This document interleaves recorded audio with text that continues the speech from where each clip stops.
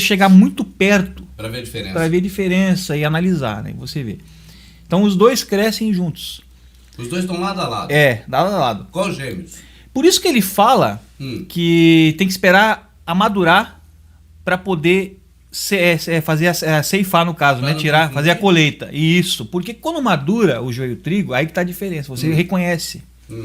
Porque o trigo ele fica louro e se dobra. Ele se abaixa quando tá maduro. Sim. E o joio fica pardo e reto para cima. Só depois de velho. É. Enquanto é novo é igual. Isso.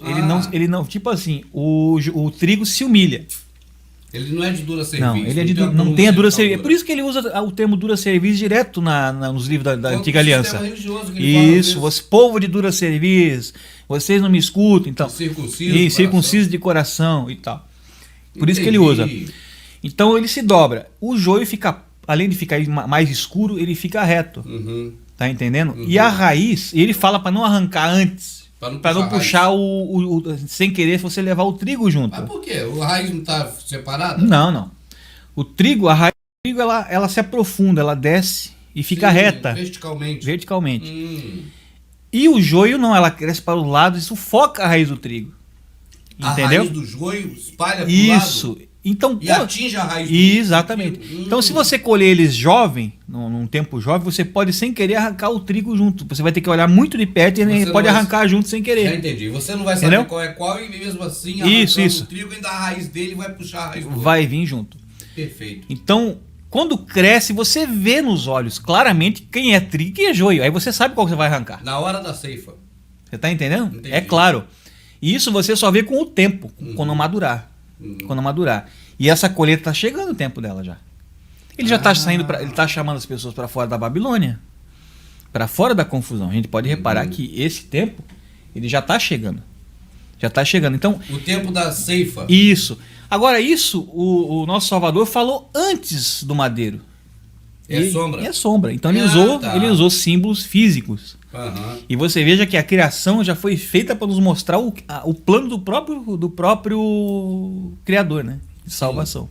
Está na criação estampado. Se a pessoa tem dúvida, é só olhar o plano, né, da criação. Quer ver? Eu vou dar uma sombra bonita também. Oba, vamos lá. O homem e a mulher se casam e geram filhos, né? Por exemplo, o homem ele casa com a mulher, tem a relação sexual e gera filho. Tá? Um outro indivíduo.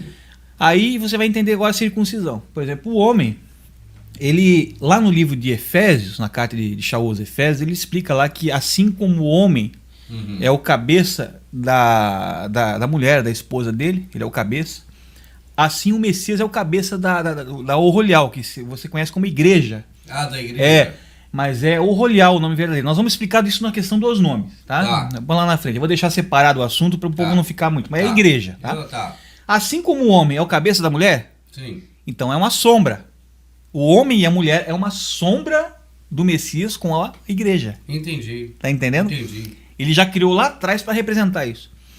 Então, quando o homem e a mulher têm a relação sexual, eu vou ter que explicar isso porque isso está na criação, não adianta a gente fugir disso. Claro, tá? A criação vem disso, nós somos criados assim. A penetração, uma só carne. Qual é a única parte do corpo do homem que se torna uma só carne com a mulher? O órgão sexual se torna uma só carne com a mulher. Tá? Então é exatamente por isso que ele mandava circuncidar o pênis do homem. Porque o homem tinha que estar puro, limpo, não passar doenças à mulher. Tanto que as mulheres lá do povo judeu de hoje, lá vou falar judeu, o povo entender, né? O povo judeu, como a lei manda circuncidar, eles praticam ainda isso aí, que acham que a circuncisão é na carne ainda. Sim, tá? É física. Eles acabam por não passar tantas doenças assim, sexualmente transmissíveis, doenças tipo doenças uterinas. Eu não entendo bem de medicina. Sim. Então lá tem menos doenças venéreas, tem menos incidência disso por causa da higiene. Então, assim como ele circuncidava o pênis simbolizando isso, hoje a união do Messias com a igreja dele, tá? É no coração. Entendo. É no coração. Então, no coração, o coração tem que estar circuncidado. Como é que você vai circuncidar o teu coração? Você consegue abrir aqui e circuncidar? Um pedaço? É impossível. Então, aquilo lá que representa uma só carne com a mulher, que é o pênis, que o sistema religioso pagão de hoje tenta destruir essa coisa da criação do Eterno, fazendo uma adoração a... Nós temos vários símbolos aí, obeliscos, né? Tudo mais, já para deplorar isso aí. Hoje é no coração. Hoje o Eterno fala que a adoração é espírito através do coração. Então, O coração tem que ser circuncidado. Sim. Isso é espiritual, isso não é Esquema físico. acusou eles de Incircunciso de coração. Está escrito no livro de Atos, o povo não enxerga. Você está entendendo isso aí? Então isso tudo é uma sombra que aponta para uma coisa que é um plano de salvação lá na frente. Agora, por que é o coração que tem que ser circuncidado? Boa pergunta. Olha, tudo uma sombra puxa para outra. É. Tá? Agora nós vamos entender o dízimo. Vamos entender a questão do dízimo. Você é dizimista, eu também sou dizimista. Tá? Os irmãos que estão aqui também é dizimista, que está aqui vendo aqui nós gravar. Tá? O coração tem que ser circuncidado. Vamos lá para trás, lá no deserto, quando o povo saiu do Egito. Sim, eu lembro. Vamos lá para trás. O povo saiu do Egito e tal, aí se reuniram ali, aí ali já começou a fazer já ídolos, né, para si mesmo, para tentar visualizar. O bezerro, eles queriam visualizar alguma coisa para poder adorar. Né? Então ali já fizeram. O homem tem tendência a fazer isso, praticar coisas físicas para se justificar espiritualmente. Mas tudo bem, não é isso que eu quero falar. Sim. O Eterno mandou fazer uma tenda. Mandou fazer a tenda. Tabernáculo. Tinha um tabernáculo, né? Mandou fazer a Arca da Aliança, tudo sombra, não é para praticar mais nada disso. Isso não é para levar a arca para dentro da igreja. Isso são coisas que você olha como se estivesse olhando com uma sombra no chão. Sim. Olha, ele fez lá. Então hoje tem alguma coisa que representa isso. Vamos ver o que é. Sim. Você tem a Arca da Aliança, ali se guardava as tábuas da lei e o cajado de Arão que floresceu estava lá dentro também. Se a gente vê que tribo que cuidava desse tabernáculo, que foi selecionada pelo Eterno, tá? Não podia ter herança. Eles não podiam ter terras, não podiam ter gado, não podiam ter nada. Eles tinham que estar 100% ligados no tabernáculo. A herança dele era o Criador, como estava escrito. Isso. Essa era a herança que eles tinham direito. Tá? Quem que cuidava desse templo? Era dos filhos de Jacó, de Levi. Levi, a tribo de Levi. Dos Levitas. Engraçado que essa tribo está com o nome certo, não mudaram. Levi ficou mesmo? O resto basicamente mudaram todo, mas essa ainda bem que está certa, que fica mais fácil de eu explicar agora. Tá. A palavra Levi, ela tem a sua raiz em Lev, tá? L-E-V-I, Levi. E L-E-V em hebraico é coração. É coração. Coração. Então a palavra Levi, ela puxa para coração. São os do coração. Essa tribo que cuidava do tabernáculo. Sim. Os do coração. Sim. E eles recebiam os dízimos e guardavam ali. Sim, recebiam os dízimos. Os dízimos. Foi estipulado. Os alimentos. Sim. Dízimo, a Escritura ensina, era alimento, era rebanho, era aquilo que era dizimado na plantação. Sim. Né? Cortado na plantação, dizimado na plantação, que é ceifar, né? Cortava ali, eles levavam aquilo para o tabernáculo. Sim. Então o levita recebia comida. Ele recebia. Recebia. E guardava lá. Guardava. Não tinha herança, não podia nem ele só comia a subsistência daquilo ali. Ele comia a parte para poder viver. Isso, para sobreviver. E depois tinha que levar aquilo ali para órfãos, viúvas e o estrangeiro, né? As pessoas que necessitassem daquilo lá. Que eram as necessidades da época, né? Sombra. Então, o levita praticava. O que é essa comida hoje? A comida hoje é o que a gente está fazendo aqui ou não? Exatamente. Tá certo? Nós estamos dizimando. Nota 10 para mim. Dizimando. Nós estamos tudo dizimando. Você está dando dízimo para mim, eu estou te dando dízimo. Agora que eu entendi o dízimo. A comida, aquilo que te sustenta. Transformaram comida em dinheiro. Trabalhar e não ter a comida que perece, mas pela que permanece. Para sempre. A comida essa comida espiritual, o pão, o maná. É isso que o Salvador falava. Então. E ele fala, essa comida que chega no tabernáculo, ela tem que ficar lá, o maná, nunca pode se estragar, dentro da arca. O que aquela arca representa hoje? É o templo, nós. Isso, o teu coração. O tabernáculo é você. Sim. E a arca é o teu coração. Sim.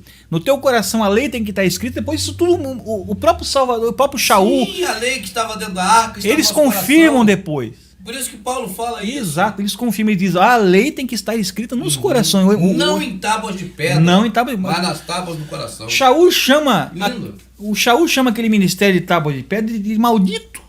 E Ministério da Morte. Como é que eu vou seguir aquilo se ele chama de Ministério de Condenação? Ele maldito, é amaldiçoado. Condenação e morte. Ele fala, vocês leem as cartas dele, de Gálatas, de Romanos, de tudo que ele escreveu, lê, porque são cartas pequenas e são cheias de conhecimento. Inclusive o nome igreja, que nós vamos estudar mais para frente, mas eu vou dar uma pontinha aqui agora. O nome verdadeiro que você conhece como igreja é Orolial. Orolial, são duas palavras ali. Tem a Orol e Ial, que é uma abreviação do nome do Eterno. E o Orol é tenda, no arcaico é tenda. Então é a tenda do Eterno, que somos nós.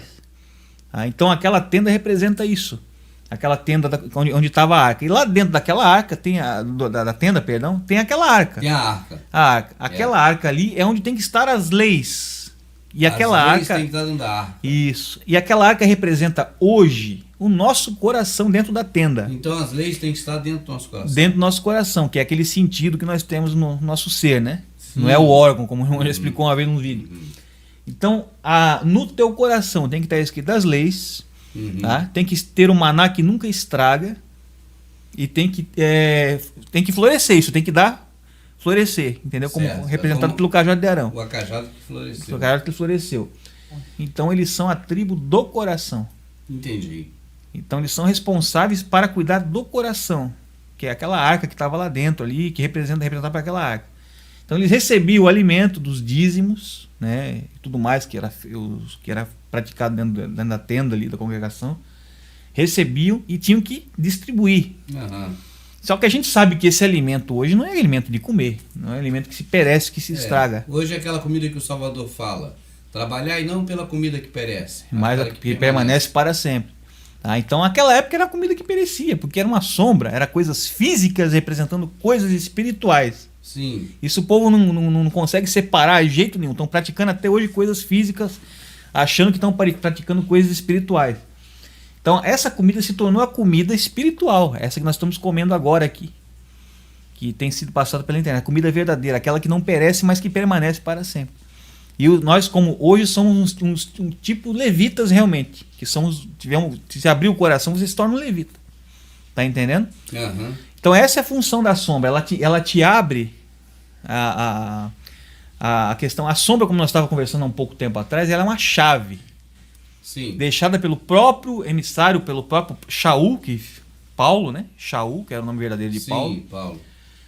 Para que nós entendêssemos e conseguíssemos ler a Escritura, principalmente os textos do Antigo Testamento, mais esses inclusive, para poder entender realmente o sentido daquilo que o Eterno quer passar para nós ali. Ele deixa tudo registrado em forma de sombra. Sim. Certo? Então, como eu já tinha até falado um pouco antes, quando você fala a palavra judeu, que é uma palavra colocada, a palavra judeu não existe, né, que a gente tinha falado. Você separa um povo, você cria uma etnia separada. Sim. Quando, na verdade, o nome verdadeiro já traz um sentido de que todos somos alcançados.